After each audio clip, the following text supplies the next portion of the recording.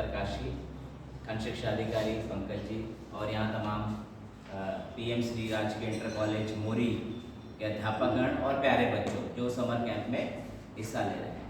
इस summer camp का नाम है समर कैंप। आपने सब सुना होगा, समर माने गर्मी की छुट्टियां जब पड़ती हैं तो मौज मस्ती करनी है। ये बैग वैग कोई नहीं लाना, ठीक है?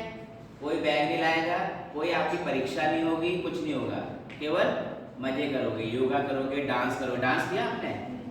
यहाँ पे म्यूजिक सिस्टम लगाइए, उसमें गाने बजाइए, रवाटी बंगाली आइए लगा है। बच्चे अपना रोल परफॉर्म करेंगे, गाना गाएंगे सब बारी बारी से और डांस करके दिखाएंगे, ठीक है? हाँ, ये देखिए क्या मैं करूँगा डांस, ठीक है? तो डांसर हमारे बीच में बहुत सारे लोग हैं, ठीक है? और भारतीय भाषा, देखो भाषा क्या होती है? भाषा क्या होती है? बात कुछ कहनी है आपसे तो मैं भाषा से बोलता हूँ, माध्यम होता है। अगर मुझे भाषा नहीं आती तो मैं आपसे बात कर सकता हूँ? क्यों नहीं कर सकता? देखो मैं करके दिखाता हूँ।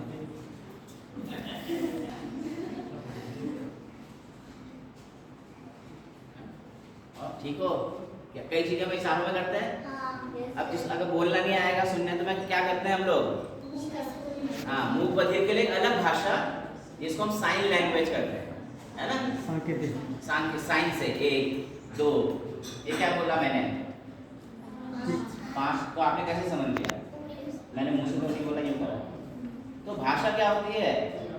भाषा बिना बोले भी हम एक दूसरे तक पहुंचा लेते हैं, ठीक है बेटे? भाषा के लिए देखिए, भाषा अब आप बंगाली बोलते हैं, मातृभाषा है ना? कुमाऊं की तरफ जाओगे तो वहाँ कुमाऊनी भाषा बोलते हैं, ठीक है बेटे? तो भाषा से होता क्या है? अभी आप हिंदी पढ़ते हैं ना, हिंदी भाषा पढ़ते हैं स्कूल में, और इंग्लिश पढ़ते हैं और संस्कृत पढ़ते हैं, ये 3 तो पढ़ते ही होंगे, ठीक है? तो जो शिक्षाविद है वो ये कहते हैं कि बच्चों को अपनी पढ़ाई मातृभाषा में करनी चाहिए और उसको दूसरी भाषा भी जरूर आनी चाहिए, ठीक है? अब हम क्या हो रहे हैं, धीरे धीरे अपनी भाषा भूलते चले जा रहे हैं। इसलिए राष्ट्रीय शिक्षा नीति कहती है भाई अपनी जड़ से जुड़ो, अपनी भाषा को मत भूलो। हजारों भाषाएं जिनकी लिपि नहीं होती, धीरे धीरे क्या हो रही है, वो लुप्त प्राय हो गई है। आप उसको दोबारा से वापस नहीं ला सकते क्योंकि उसकी कोई लिपि नहीं है, उसका कोई साहित्य नहीं है, ठीक हो गया?